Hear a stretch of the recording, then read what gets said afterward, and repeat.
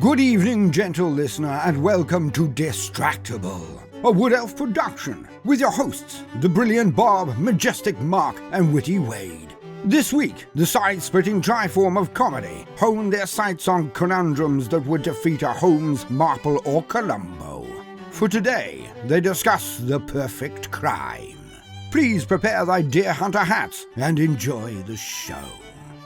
Hello, and welcome to Distractible, where we discuss anything that interests us, and two of us compete to see who can bring the most interesting and or dumbest sounding story they can imagine. Whoever brings the best story, as judged by me arbitrarily, will be declared the winner of this episode and earns the right to host next week's episode. Since I won such a stunning, mind-blowing victory last time, I get to be the judge. Like I said, I'm pretty excited about that. But before we get into all the shenanigans and whatnots, I'm joined, of course, by Mark and Wade, my co-hosts. Hello. Hello. Hello. You matched my cadence. I appreciate it. You're welcome. You could stop. It's okay. Oh, thank God. I appreciated it. It's over now. That doesn't have to happen anymore. How are you? How is your time on living going? Man. Good. You all right, man? Yeah, I'm fine. Better before you worded the question like that, I think. Now I'm a little concerned about my time living. Well, you gotta enjoy it while you're still alive, right? Are you enjoying it? Yeah, I think so. Yeah. Man, life's good. Life's real good. I recently got a new bed. I don't know if you guys care. I'm not going to say the brand because we're not sponsored yet, but it's a bed that has like active water cooling in it. Oh, shit. Legitimately, it's a bed. It's got a little like pump and it's got a little like fan radiator that you put by the side, and it keeps everything cool. And so as a challenge last night, I turned it up to its maximum coldness. And let me tell you, that thing gets frigid. I was sleeping in a hoodie because it was so cold. And I loved it. Did you think about maybe turning the temperature back up? No. Why would I do that? It can get cold. Dude, that sounds amazing. That sounds like my actual dream. It is amazing. Like, no joke. It's not like fake in terms of its advertising. It gets freaking cold. And I love that. I just want to always be cold when I go to bed. Is it like the whole bed? Or is it like half and half? So like it's split into two sections. Okay. So like you can temperature control each side. Right. Is it like one person half or like cuts you in half? No, one Stop person. it, bottom. Yeah. Fuck you. It's either top half cold or bottom half cold. It can't be Or both. diagonal. It could be a diagonal cut. Yeah. Just a nonsense bed. That sounds sick, though. Yeah, I want random spots across my back to be hot and cold intermittently.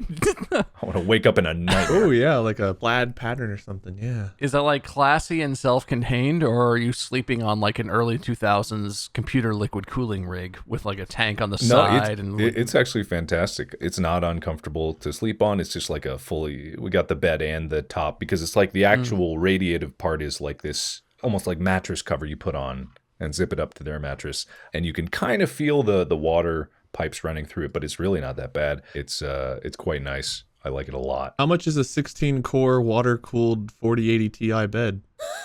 I'm not gonna say because I don't want to talk about the thing itself until they pay us money. Wow. It's like sleeping on plumbing, but kind of comfortable. They'd better sponsor us, company Yeah. who definitely knows who you are and listens to this. They have all my information. They know exactly where I am. They know how I sleep. That's the only problem with it, is it's got very sketchy like data collection about your sleep patterns. No. And so it knows my heart rate, my breathing rate. And of course, this is all for your health, but you have to sign up for an account with their app, and I'm that's sure it not communicates it back so they know exactly my sleep. Is it going to get text in the middle of the night if I get up? Why aren't you asleep? Is your bed like a Peloton? It's like a subscription service bed. If you don't subscribe, you don't get the cooling features and stuff. It's just a normal bed. Yeah. It's like, man, $50 Yeah, a month? Damn it. It just folds in half, keeps you from even laying on it. Some guy named Jerry's going to call me up the next day like, hey, you weren't sleeping so good last night. You okay? You all right, man? You just starts to see a bunch of really weird like tabloid headlines about your sleep patterns. Like, what the fuck? Got a weird ass conjecture? Oh no, the mattress. On June 17th, Markiplier awoke at 6:30 a.m. 6:30! Why? We'll find out why he wasn't sleeping that well that night. Bad news coming to you live. I mean, I do get up at 5:45 in the morning, so. Well, therefore you were awake. Oh my God, I predicted the past. Yeah, man. Is there a job for that? Good job. No, dude, speaking of sleeping and or not sleeping, I don't know what's happened, but in the last week, I've lost the ability to sleep. Yeah. Even when I'm exhausted, I lay in bed and I just start having like crazy fever dreams of like Bo Burnham's Inside playing on repeat in my head at all hours. I was up until like 4 or 5 a.m. last night and the night before, just like can't stay asleep, but I'm exhausted. I think I need one of your magic beds, Mark. Yeah, my magic beds that I make. Or I have an alternative. Join me more often on GTA RP and then stay up till 6 in the morning and then have to get up at like 10 or 11 and be so tired that every night when you do lay down, you pass out immediately. I've solved my insomnia. Just don't get enough sleep. I'm willing to try stuff at this point. You guys want to play right now? You busy? RP? No. I can stop anytime. And look, we're here to do something, okay? That's enough small talk. Very sleep-focused small talk this week, but it's fine. We're here to play a game. Do you like games? Yeah, I like games. Good. Well, this one has no rules, and the outcome is completely arbitrary, but I'm sure you'll enjoy it. Okay. This week's prompt is, what is your perfect crime? I feel like I have this. I think most people have this. I'm sure you've thought of like, maybe you had a job or there was some situation where you had some knowledge or access to something and you were like, you know what? I am the one person in the world where I could do this. I could steal this thing or I could do this one thing and get away with it. No one would ever suspect me and I can pull it off perfectly. To be clear, this is a crime we would do, not one we have already gotten away with. Yeah, don't describe past acts. This is a new theoretical crime. I just Googled what the statute of limitations is. I mean, it's up to you. If you can get in trouble, but you want to win that badly, then, you know, do what you're going to do. But you can invent anything you want. It could be a crime that only you could commit. You steal your own rectum or something. I don't know. I typed in statute of limitations. It's very different than the statute. The statute of limitations is just a really boring statute that had all these rules about how it had to look. Very limited. Okay, nonviolent felonies committed by a minor. 2 years, so I'm good. No, that's Connecticut. Oh, shit. Non-violent felonies committed by a minor. What the hell? Better make sure you're covered. Better be careful. I'm not saying I did anything particularly heinous, but, you know, just like if I want to start talking about things, I better be ready. Your perfect crime would be a non-violent felony and committed by a minor? I got away with it, didn't I? Am I in jail right now? No. Yeah, I mean, as far as I can tell, it was perfect because he did get away with it, I assume. It was the perfect crime. Yeah, it was a perfect crime. All right, well, the tradition is for you to do titles or whatever. It sounds like Wade's still thinking. So, Mark, you got a title? Well, I don't even know my title, but let me Great. Give me 5 seconds. I don't even know my crime. This is a concerning pattern we have where I feel like people are starting to be like, no, you go first. No time. Make it up. No, I want to go first. You didn't give us any time to think about it. Oh, okay. Well, we'll edit in like the Jeopardy theme or something, but not, you know, copyright-free version. A royalty-free version of the Jeopardy theme. With the Jeopardy theme where all the intervals are inverted. That sounds horrifying. Finish it out, Will.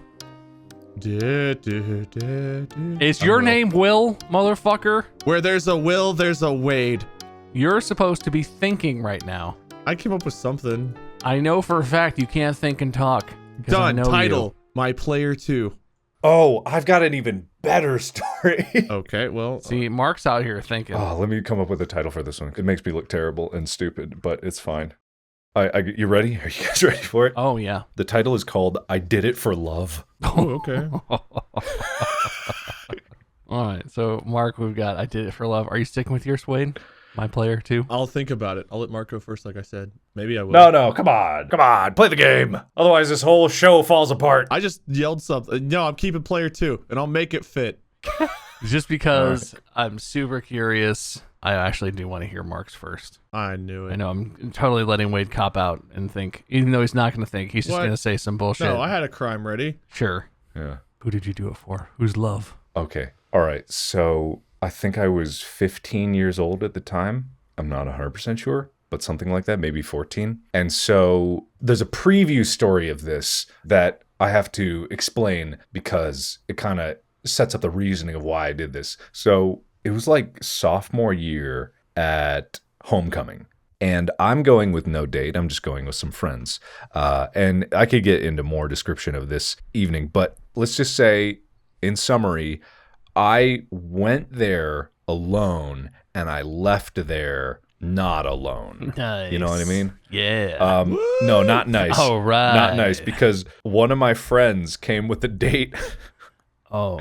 And I don't really remember how one event led to another, but at some point during the dance, I received my first kiss from their date at homecoming. You're not invited to my house anymore. This isn't the perfect crime. This is a setup for this, right? Okay. So like I accidentally or intentionally, or I didn't care, I stole one of my friend's dates for homecoming. And so like long story short, we were going to hang out at a later date.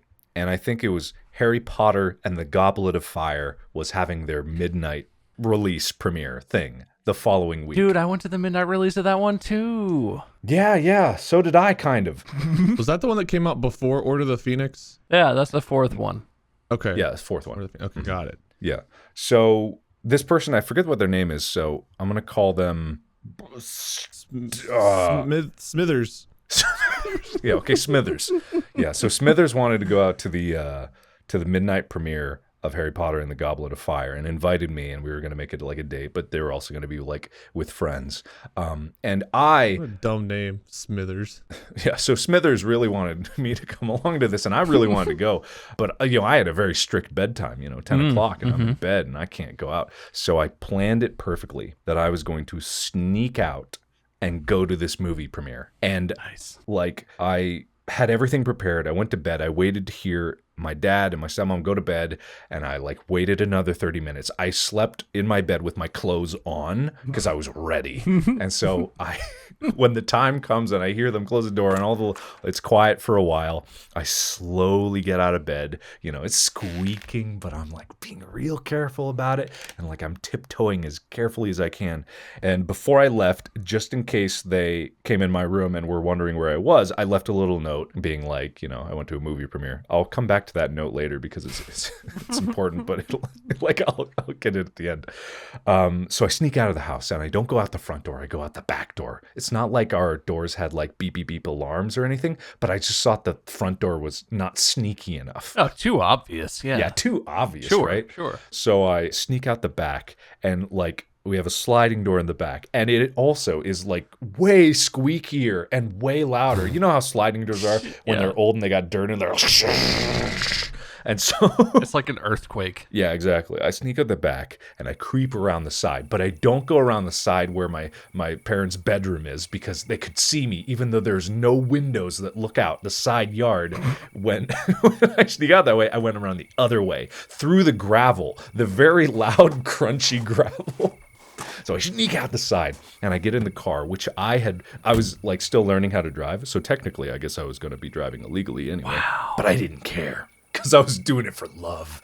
And so I got in my car, and for some reason, my dumbass, didn't put it in neutral and roll it out of the driveway. No, I just turned that baby on in the driveway, and then I flipped the lights for some reason, just blasting the house with lights. I'm like, oh, shit. And I waited a few minutes in the car, I was waiting for the comical light in my parents' bedroom to turn on. Hey, what was that? So sneaky. So sneaky. And then I roll the car out of the driveway and I drive to the movie theater. And at this point, I had taken so long to get out of the house, because the midnight premiere isn't always at midnight. It's sometimes at 11. Sure. So I think I snuck out at 10:30, but it took me half an hour to go from my bedroom down the hall, downstairs, out the back, through the gravel path, and then in the car and out. So by the time I was leaving, it was 11 o'clock. So I get to the movie theater, and there's no line or nothing. It's because everyone's in the theater watching the movie. Every single one is open. So everyone's already in. And so here I am, and I don't think I had a cell phone at this point. So I couldn't text them and say, hey, I'm here. Which theater are you in? And so what I did was I got a ticket, because it was yeah, I'll take a ticket, because it doesn't matter. You just get a ticket and you go in. And so I didn't know where they were. So what I did was I poked my head in every single one of the theaters, leaned over and just kind of scanned the crowd for a bit. And people were looking at me all shifty, what the fuck is going on with this guy? And I'm oh, where are you, Smithers, where are you? And so not that theater, so I go over to the next theater. What a dumb name. And I'm catching like snippets of Harry Potter as I go into like the rooms at one at a time. And I go into every single movie theater and I could not find Smithers no matter how hard I looked. And at that point, it got so far into the movie that I was just like, man, I'm missing out on the movie. So I just went into a random ass theater and just sat in one of the handicap seats and I was like, I might as well watch it. I'm here. So I watched the movie, didn't find him. I waited outside when everyone was filing out of the movie theater and I couldn't find them. Smithers was nowhere to be seen. So I go back into my car and I'm like scanning around and I wait until everyone leaves the parking lot. And I'm like, oh God, they're not here. I'm all alone. So and then in part of my perfect planning, I drive back home and I fill up the gas tank perfectly because I remembered exactly where it was. Nice. I thought desperately about how to roll back the odometer to make sure that it wasn't any indication that I was out that night because, of course, I thought my dad would check first thing in the morning what the odometer was or even remember. And so I snuck it into the driveway. I retraced my steps going back through the gravel path and in through the sliding door, which I had left unlocked. Sneak up to my room and I just look at the note that I wrote and it was the stupidest note because it said Dad, comma, I know you're probably worried about me, but don't be. I snuck out and to go see Smithers at the movie theater. I know you probably think less of me for this, but just know that I did it for love. Signed, I think I wrote sincerely, Mark. Do you need to put it in an alternate name? Do we need to edit in something for Dad and Mark so they don't know it's you and your dad? No, that's fine. Okay. No. I don't think people are going to be confused that it's their dad. I love a vignette of your dad. He hears the car driving away and peeks out the window stealthily as you're driving away and is like, oh, no, he didn't. And then just goes to your room and picks up the letter. And it's just there reading it oh, no, I don't think less of you at all, son. You go get Smithers. Oh, that's my part. And he just puts the note back and is like, well, just pretend. It's fine. Such a well-crafted plan. Oh, God. and really, I got away with it, but honestly, there was nothing really to get away with, but I didn't even go on a date. I just saw 2/3 of Harry Potter. You just went and saw a movie by yourself. In a movie theater that could not be more crowded, where there was only one handicap seat, and it was right by the path that goes out the exit. So I was just sat down there and just watched 2/3. I still to this day don't think I've seen the beginning of Goblet of Fire. Well, it's too sad at this point. It's painful. Yeah. Well, Harry probably starts off with the Dursleys and goes to school. So there you go. You're welcome. All right. Got him. Thanks, man. You're welcome. Thank you. Yeah. So that is my perfect crime that I did for love. Literally, no one was any the wiser. I love it. Was anybody loved? No, actually. Great. Sadly, no, because I the quote-unquote relationship between me and Smithers kind of fizzled out after that. They kind of stopped responding to me. So You should just got more desperate. I was Yeah, hoping you'd be absolutely. I started by peeking in, I didn't find them, and then I just resorted to just running from theater to theater and just peeking around the corner and be like, Smithers! Smithers! Just see if anyone looks. A whole movie theater full of hundreds of people's experience of Harry Potter was ruined because trying to find Smithers. I'd like to think I'm awakening some strange memory in someone who went to this premiere and they're like, yeah, this weird guy walked into our movie theater. It was very strange. Just looking around shouting for Smithers! Smithers, are you here? Smithers, it's me, my love. I'm curious if I know who Smithers and the Boo are. Yeah, anyway. So that's my perfect crime. No one will ever know. No one will ever know. So this is unrelated, but it's a picture that I've saved across multiple cell phones and for quite a while, and I believe it's from the midnight premiere of Harry Potter and the Goblet of Fire that I went to, because it's a picture, a very grainy old Android picture that I have currently saved on my phone of a theater sign that just says Harry 3 Dicks. Excuse me? Because it's Harry Potter 3D IMAX or something, but it was just the way the sign cut everything off, and it just says Harry 3 Dicks outside of a theater. And to this day, it's the funniest thing I think I've ever seen. Doesn't really match your love story, though. I gotta be honest. No.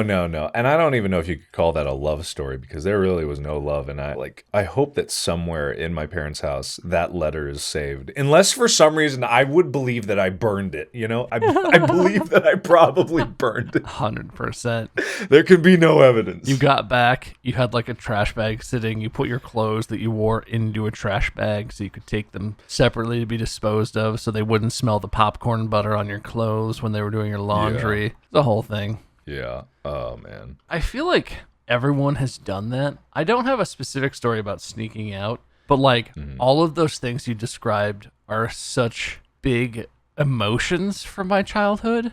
Our back door was so fucking squeaky.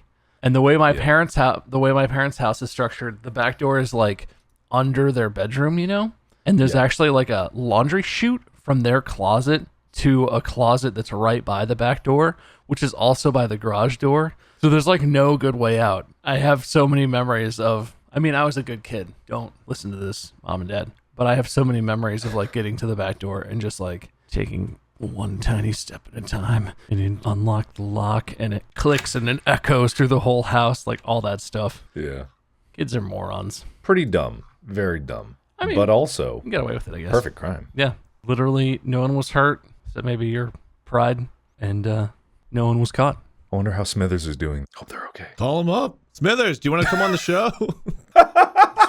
Smithers, you went to a voice changer interview on the show where we only call you Smithers, and you have like that low, like, Yeah, I remember that movie. It was a fun night. I wish Mark had been there, though. Oh, no. I like to think they're on like a really torn up couch, like in a one room like apartment, sitting there watching like a really tiny like 1950s TV, but they've got like it tuned in somehow where they can listen to the audio for the podcast where there's nothing but snowy static on their screen. They're smoking a cigar and they hear that off and they're like, you know what? I would like to come on the show. And they put out the cigar and they go to a library. They can log into Facebook or something and try to reach out to us. Yeah. If that's your life, Smithers, reach out. We want to hear it. really like that in your head, an old 1950s black and white TV and Facebook are the same level of outdated technology that one person has access to. That's what everyone born after us thinks anyway. Wow. Well, good story, Mark. Definitely some points for that. Points for you. Thank you. X number of points. Ooh, good number. Wade, did we sufficiently stall for you to come up with something? Yeah, so I had two stories. I forgot them both, so I'm still going to end up winging it. All right. Well, are you sticking with My Player 2 title? My It's Player gonna work? 2. It's perfect. It's going to make so much sense. All right. So you know how like some people meet via like online forums or like they'll have like those text dating things where like, you know, you meet somebody, you don't like actually talk like with your voice or video or photo or anything. You just kind of get to know each other via messaging online. Sure. Like texting. Yeah, but typically more like through your PC, not like through your phone. Oh, like chat rooms and stuff. Yeah, that kind of thing. Cool. So you go on, you make a username, get like a little avatar or something maybe, and you meet someone, you connect, you get to know them a little bit, right? Mm-hmm. And eventually you find out plenty of info. You plan like maybe a date and you figure out where they live to go pick them up one night or something, okay? But you stall that first meeting, okay? You figure out where they live at and you know what you do? You go apply to become security there. At their house? In a perfect world, it's more like an apartment complex in this scenario, right? Okay. If it's a house, you break up and you find someone else. I have to tell you, I recognize the tone of voice that you're using right now, and it's making me really concerned about the trajectory of this story, but I'm going to allow you to continue. This is a perfect crime, is it not? But see, it doesn't have to be about, like, murdering someone or something. This is getting a little murdery already. I'm just concerned. It might be murdery. We'll find out. Oh, good. All right. So you get to be security there, right? Mm-hmm. So you get to be security. You figure out, okay, well, they said to pick them up at apartment so-and-so and so-and-so. And you get to see what they look like. You see them. You kind of learn their routine. You don't, like, spy on them, stalk them, like, go sit outside their door or anything. But you kind of figure out when they're there, when they're not there. Mm-hmm. So, here, you know what? We'll even dodge the murdery. You're welcome. Oh, good. So you don't need to do anything. But you do wait till, like, maybe they're like, hey, I'm going to be out of town for a while. And you go, and as security, you access their apartment. You go in. You get on their computer. You find their account where they're logging in and chatting with you. Mm-hmm. And you send messages to this stud muffin that they're talking to. And then you run home and you message back. And then you get to be your own player too. And when they come back, they're very confused. Mm-hmm. Perfect crime. I cut out like 9/10 of that for you to dodge the murder. You're welcome. I'll have to say it barely seems like a crime if you cut out the murder, I guess. Oh, it's breaking and entering. Yeah, well, only a little. Plus, no one was there, so is it really a crime? Is it not a crime to break into someone's house if they're not home? I'm pretty sure. If I've learned anything from TV, it's that you can do whatever you want as long as there's a camera on you and no one else is watching. Wait, what crime did Mark commit? Didn't he just break his dad's rules? House levery. Yeah, exactly. Is house slavery worse than breaking and entering? In Grand Take Auto. I did drive without a license. Oh, yeah, that's probably illegal. Yeah, that's very illegal. Extremely illegal. Super illegal. You know what? Yeah. I lockpicked into their apartment without a lockpicker person. Locksmith is the word. But maybe you were doing it for security reasons. All right. So you don't like the being your own player too. I've got another one here. I'm just curious, the payoff for that. Who's better for you than you? Fuck that person. Well, so I'm getting at something here. You get to flirt fuck yourself via text. I know it's not the same if it's not from a house you've broken into, but couldn't you accomplish essentially that exact same thing without any of the hassle of getting a different job and breaking into a place? And couldn't you just have some other account on some other computer or something? Oh, God, boring. Who suffers in that scenario? I mean, it sounds like the only one suffering in any of this is really you, but that's for reasons unrelated to the criminal aspects. Loneliness should be a crime. How about you try your second story? All right. Well, I'm well prepared for the second story, and I've thought it out a whole lot. Good. Lots of details. Lay it out. Okay, this will be murdery, or are we dodging the murdery? You can murder. Go ahead. You know what? I don't have to murder. I got it. I don't got it. All right.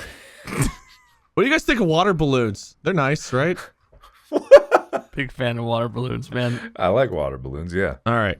So what if I had one of those wagons full of water balloons, okay?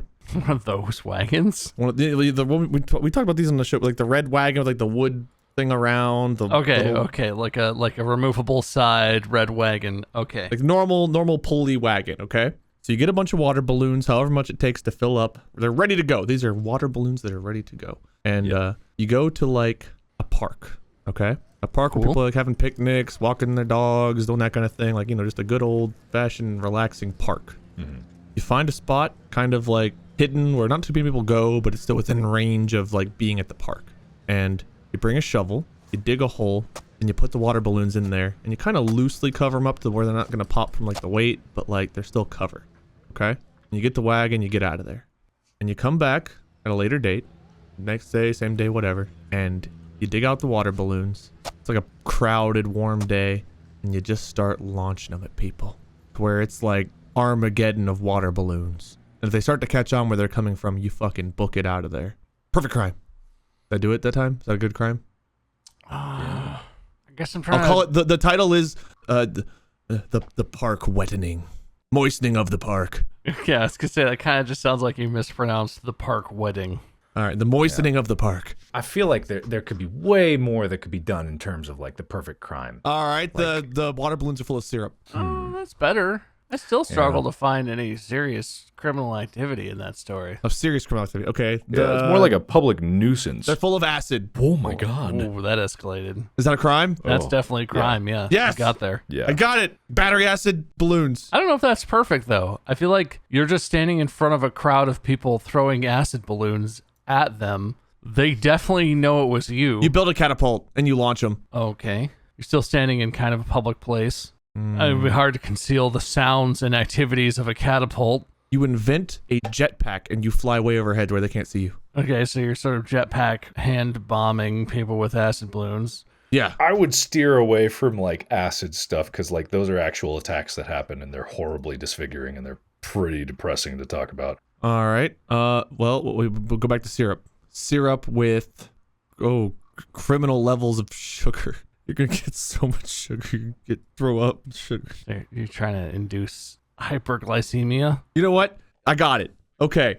Fuck the acid, fuck the syrup. What you do is you build a shrink ray, okay? And you become like a monkey tamer and you tame a bunch of monkeys and you shrink them. And you give the monkeys little tiny shrunken life jackets, okay? And you put them in the balloons, fill them with water, but you leave enough air to where the monkeys can float and get some oxygen. And what you do is you get a small plane and you fly over the park and you drop your monkey bombs Okay. But it's like remember the egg drop thing in physics where you drop the thing and the egg has to be okay? So you get to where the monkeys land safely because of their life jackets and balloons. Maybe you cover them in peanut butter or whatever the hell. But you train them to run around and steal everyone's valuables. And they're so small that it's hard to detect them. All they can see is like their watch running away. And then they meet up at an undisclosed location. But you got some other monkeys that are trained to make sure they're not followed. If they're followed, they're like, you're excommunicated. There's a pun in there. And then you get rich from the trained tiny water balloon monkeys. That actually is a fascinating idea. Thank you. Not 100% with it, but like, okay, what if you trained a monkey to kill? Like, legitimately, what if I'm not saying this is a good idea. Sure. But if you trained a monkey and like showed him a picture of someone and you like psychologically tortured the monkey, and I'm not saying this is like obviously this is what a horrible person would do, but what would happen if that monkey was successful in its mission? Like you made an assassin chimp and you just let loose and it's like a guided missile because this monkey is like on the prowl for this one target and you like release it into the ventilation system of the building and like, I don't know, what would happen if a monkey that you trained, it's not like it's gonna squeal on you. Like if a monkey just like somehow got into the vent, like what are you gonna do? Like you teach it how to ride public transit so it knows exactly what the stops are. I mean, if we're in a comic book, no one has any ideas. You're the brilliant supervillain, the zookeeper, who trains exotic animals and they do your bidding. And yeah, sure, maybe if you build a reputation, people will know, but no one will ever figure it out. I think if we live in the real world, it would be pretty hard to get a monkey without there being some sort of record. And it would be even harder to have a monkey without that showing in your like financial records. No. You get rich enough to have like a private jet, and then you just fly to where monkeys live, and you get a monkey, and you fly back on your private jet. I feel like if you are able to get a monkey, you already exist kind of outside the realm. Because I don't know if it's legal to own a chimp. I'm pretty sure it's probably not. Okay, just move to a place where there's monkeys and just live there. Go to the monkeys.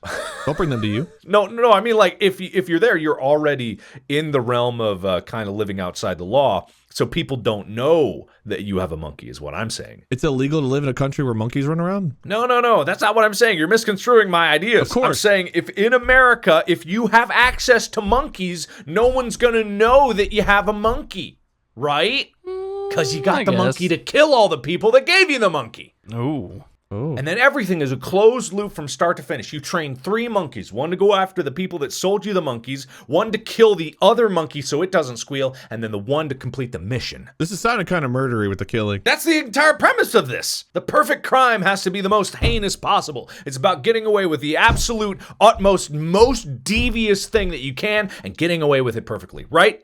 Bob, am I wrong? I'm going to go with yes, absolutely 100% correct. All right, so my water balloons are full of, damn it, they're still monkeys. I don't think you can improve on monkey water balloons. I gotta be honest. They're tiny monkeys that they hold hands and get into a circle and they go around someone's neck, but they slowly, like one monkey leaves. It's like duck, duck, goose. One monkey leaves until like the group is so tight-knit that it's choking you to death with a circle of monkey necklace. Yeah, but that's the question. What is the most heinous crime? Like you could blow up like the world, but that not necessarily a crime. I don't think there's a law written for don't blow up the world. I think it's eating the last chicken wing and not offering it to someone. God, you think so small. Think big. Death. Okay, come on, think bigger. I think the most heinous crime has to involve like the limits of human technology. What you got to do is you find someone who's just like deeply in love, like a couple of people that are deeply in love, and then you figure out which one would be easier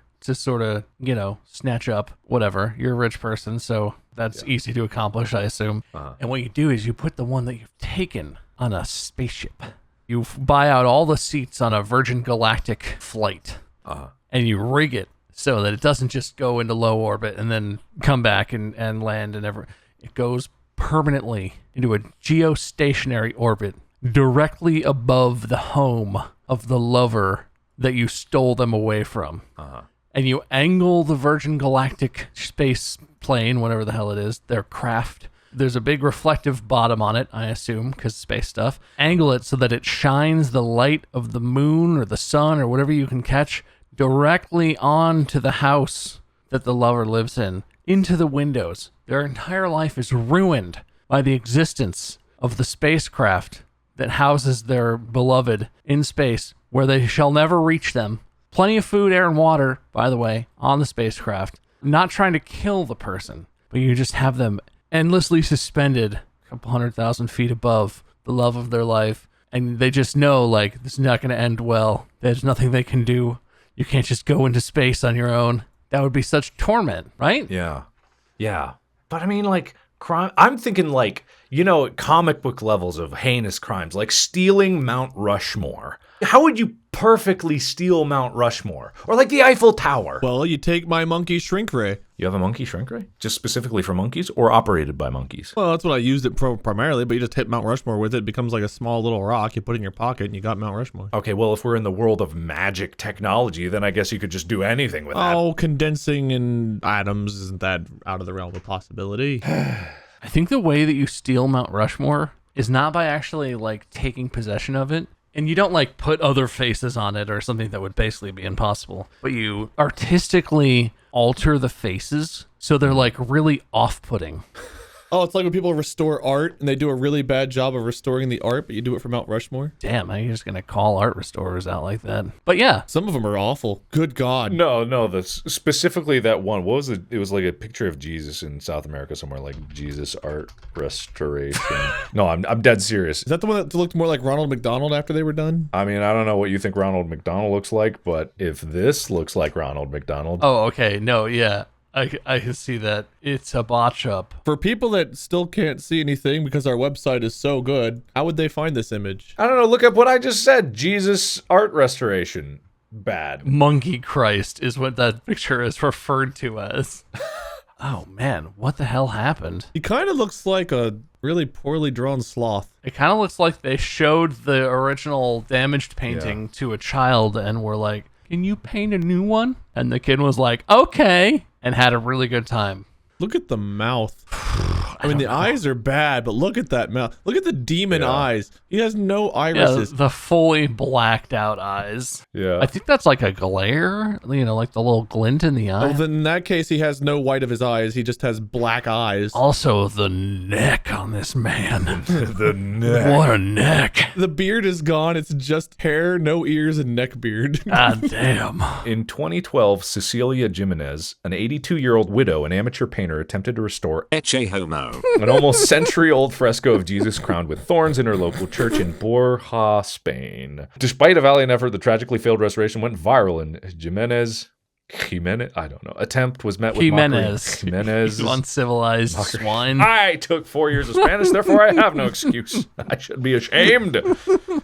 But oddly enough, the impact of it drove so many people to come visit. I believe it was like in a church or somewhere. I don't know. But it like drove like a pilgrimage for people to come see this thing. And in a lot of ways, art is just what makes people feel something. So like people look at this and they kind of feel, hey, look at that. I 100% feel something when I look at this, restored painting. I wouldn't insult someone's art. Yeah. The difference is this is supposed to be a restoration as close to the original as possible. If you asked to restore something, isn't the idea to make it look like it once did, like when it was first made? I thought that was true until I learned about this. There is not a single part of this that looks close. The hair is different. There's no longer the crown. I mean, I guess the closest you can get is the nose. The color of the shirt is the same, I guess, but even that has weird... Like, what are those, like, frilly things clowns wear, like, on top of their shirt? Like, their neck part where it's, like, the white frilly thing? Oh, yeah, the poofy thing. Yeah, their entire shirt looks like a wine-soaked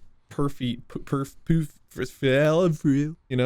right? What are the ruffle things that clowns wear around their neck? It's called a ruffle or a ruff. It's called a ruff. Oh, okay. It's a R-U-F-F. Well, yeah, this is pretty rough. It's a rough restoration.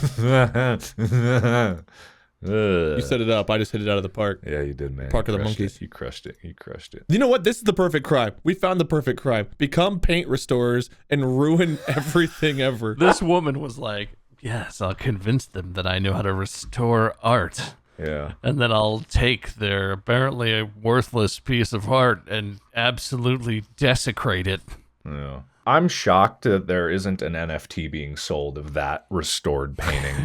Like just to really smash it into 21st century.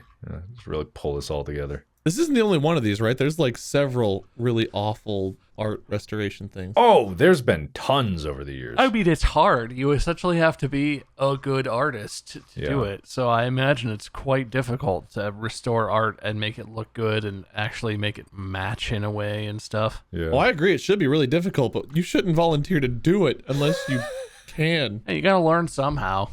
Yeah, you gotta learn. This is a different type of idea. I just put something in the Discord, just like this building. No one can see this. No one knows what we're talking. Ah, yes. I too want to take a castle and then turn it into like a mustached White Castle. Yeah, it is literally White Castle. Like it's a restaurant now. Oh, that's pretty cool. God, the world of art restoration. I like the big arching windows that turn into tiny little like cubes. Gotta keep it storm safe. Baby Jesus! Baby Jesus! Okay, baby Jesus literally has a red demonic head in that sculpture. Baby Jesus! Oh, well, that's just undried clay. Okay, listen. Baby. When that dries, it's not going to look any better, man. That is satanic. That's a shrunken head on top of a baby body. That's no good. That looks photoshopped. That doesn't even look right. That's not Photoshop. That looks like someone really Nah, it doesn't. And look at the angle of the light and look at the blurry blending of the clay onto the dried stuff. That's Photoshop. No, it's not Photoshop. No way. That ain't real. It's just so bad it looks Photoshopped. Like, how could someone mess up that much? But nah, it's real. Nah. 100%. So what we're looking at right now, I Googled literally bad restoration statue, went to images, Yeah. and there's one called like Monkey Christ painting. I thought it was a statue. That's the one we were talking about.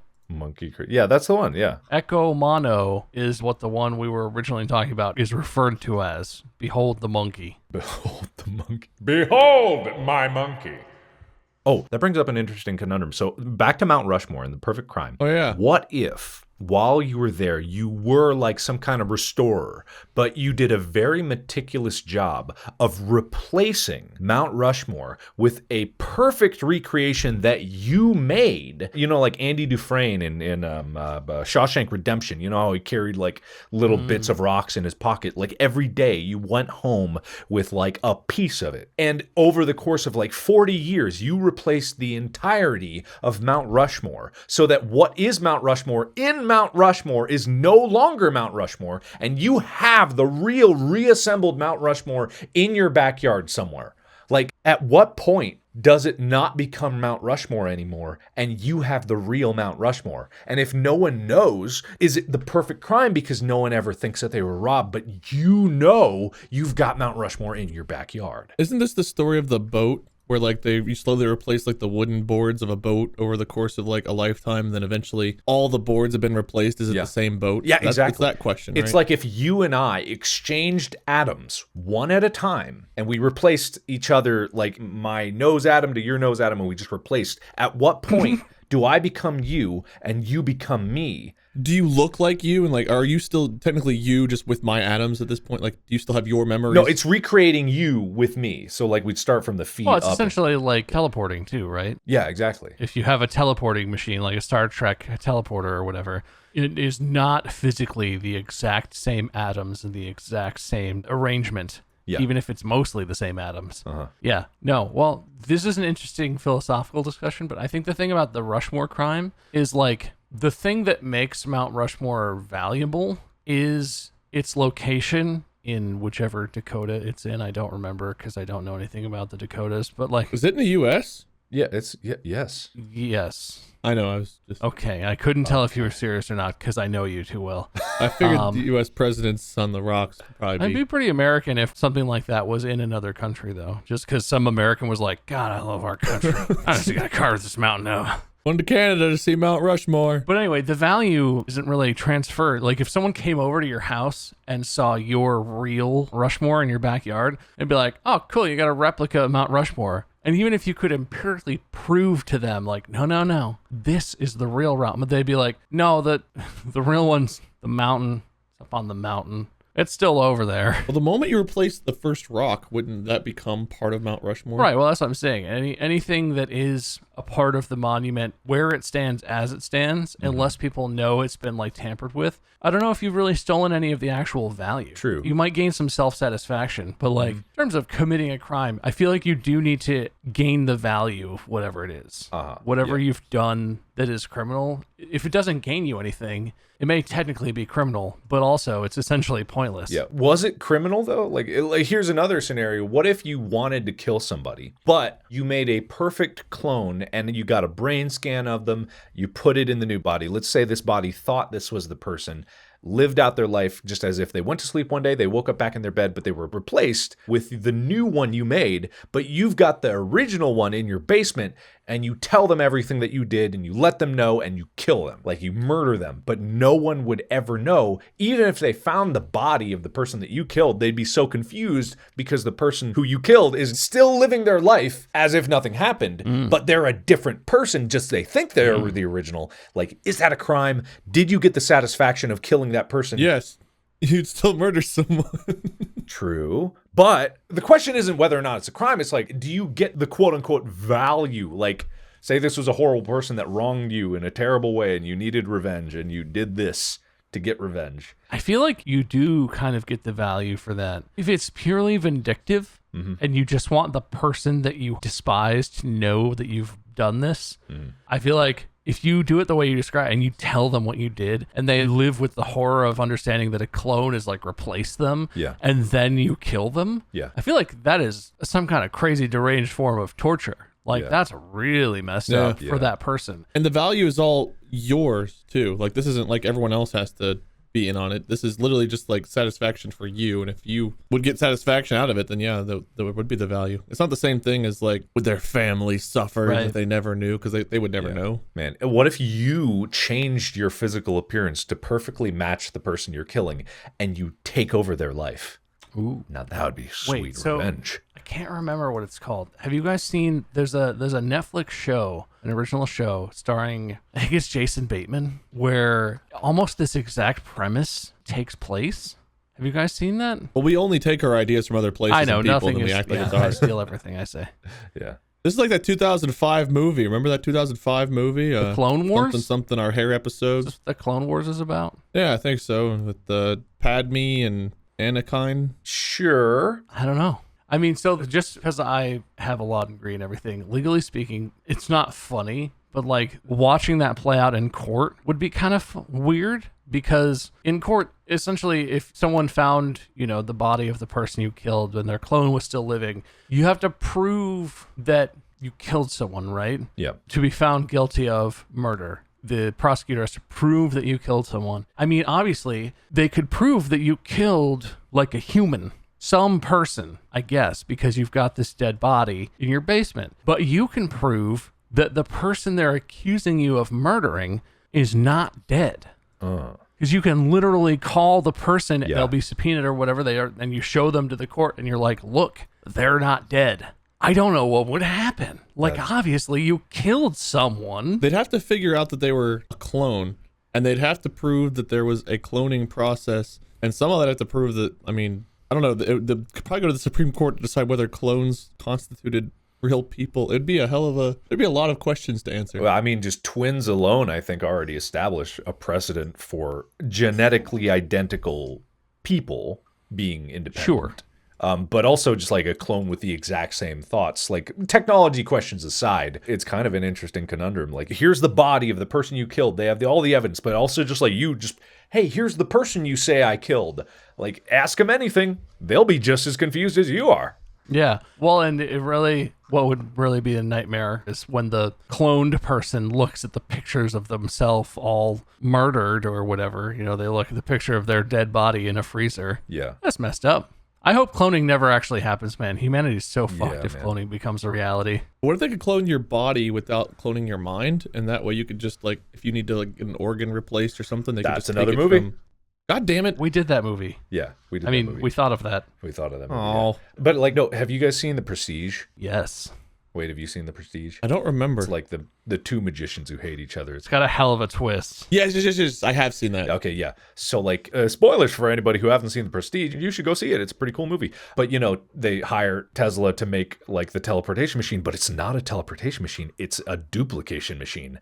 And it makes perfect copies. And, like, the way that Hugh Jackman's character kind of like approaches it being like, it's a 50-50 toss of whether I end up here or there. And it's kind of the same thing about Soma is like, you don't really know like where you're going to be, but you do know because it's just a delusion of yourself. It's not a 50-50 shot. You make a new version. You copy your mind to there. That is you, but carrying on in a different way. You're stuck in the original one and like who kills who and who like goes in the box and drowns. It's like, it's always the original goes in the box. It's like, there's no 50-50 shot. It's just you're making a duplication that appears over across the room. And it's just like, but who is who and what is identity and what is like the reality of life and being from your perspective? Like, it's a fascinating idea. If you eat a clone of yourself, do you gain your own power and double in strength?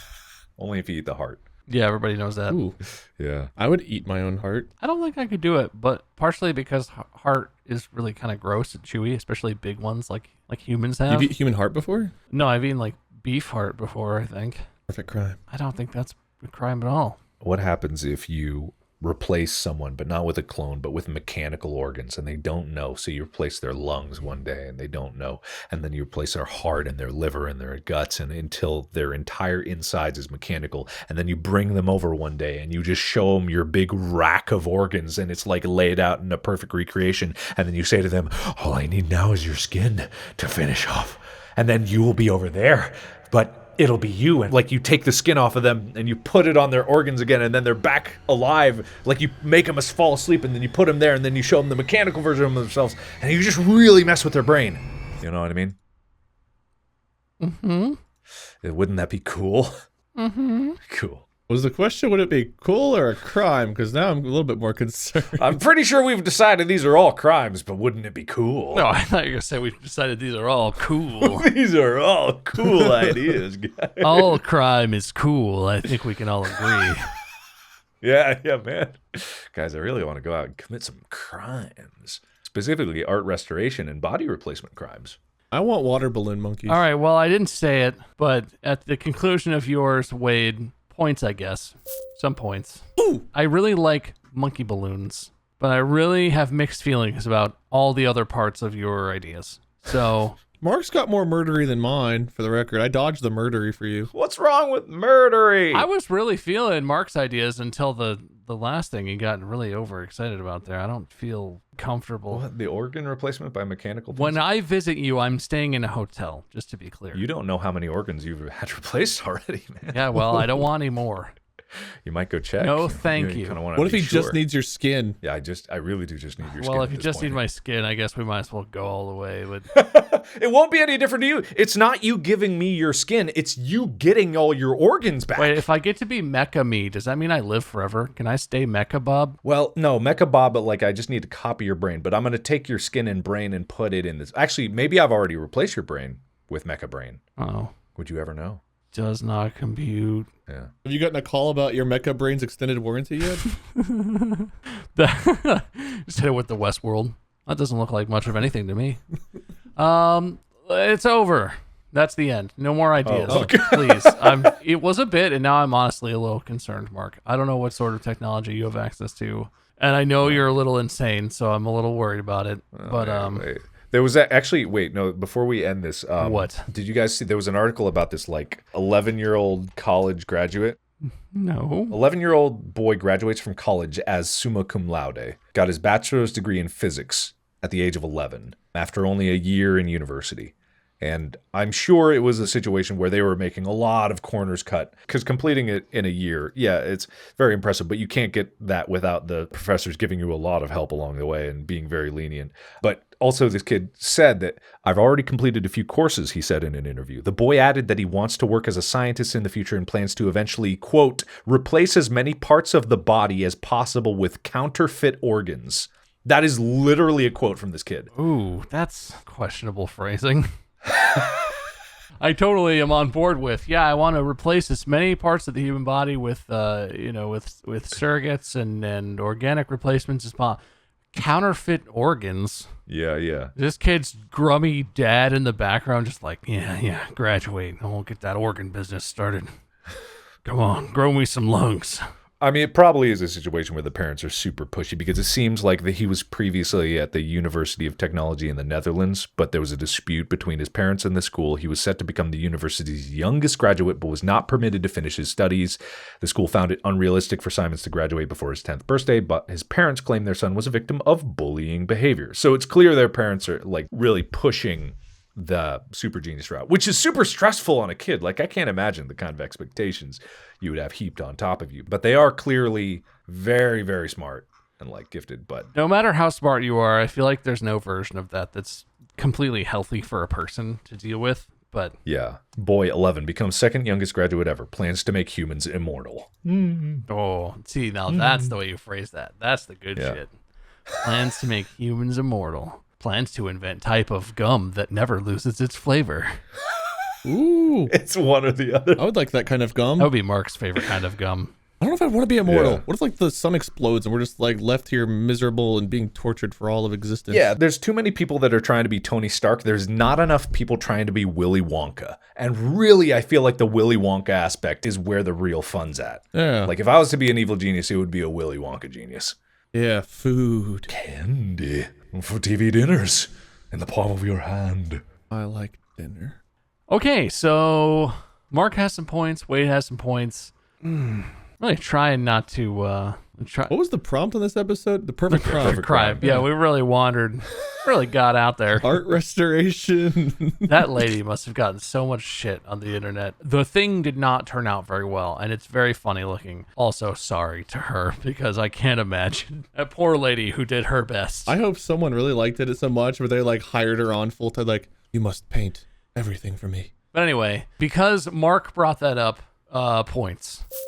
Some points. Because Wade got all the way to monkey balloons, a little bit of points. Woohoo! Mark got pretty creepy with the replacing my organs and Mecha Bob situation. He just needs your skin. Take away some points for that. Fair enough. That's fair. Wade didn't threaten to essentially kill me, kind of, in a confusing and roundabout way. So I guess some points for that.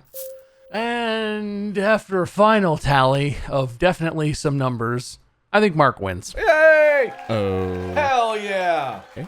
Was it close? I actually kind of was close because do you ever get that thing where like what we were talking about was completely surreal and it was just a bit, you were just dreaming about technology, Mark, and you get excited. Yeah. But that bit where you were like, maybe I already did replace your body.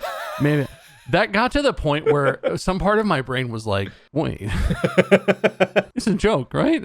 Yeah, man. Like that's not possible. And like in the back of my head, I had an actual sense of dread. Yeah. You almost lost it. You almost drove me to Wade. You almost creeped me all the way to Wade. I don't shy away from the extremes. I just go where the truth is. The quote unquote truth. Oh yeah. The truth.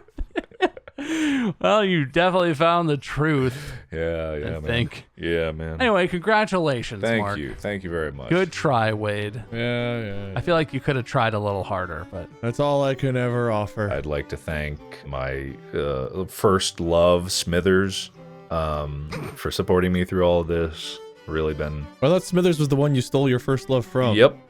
That too. Both can be true. yeah. Okay. I'd like to commemorate this to them and just big preach across the board for everyone involved in this win. All right. Tasteful speech. Thank you. That's going to be the end of the podcast. Wait. What if you slowly replace people with the atoms like you were talking about, but instead of making two, you just absorb the other person? You become both? So you grow twice in size. Yeah. Yeah. At what point do you stop being you and start being someone else? What if we start like replacing points slowly? We could be together forever. Okay. Thank you, everyone, so much for listening to Distractible. Make sure you subscribe or follow or do whatever the platform wants you to do so you hear the new episode every Monday, because there is a new episode every Monday. You can find all of us online at places, but don't worry about that. Just listen to this. This is the best thing we have to offer. Collectively and individually, none of us has achieved anything even remotely as good as this podcast. I feel comfortable exclaiming that to the world. I'm sure everyone agrees with me. I'm happily married. No. This podcast is the pinnacle of our existence. Yeah, fair enough. And guess. I don't think any of you can dispute that. I wouldn't. I refuse to. So yeah, good win, Mark. Thank you. Good effort, Wade. Kinda. And Thank you. that's it. Podcast out.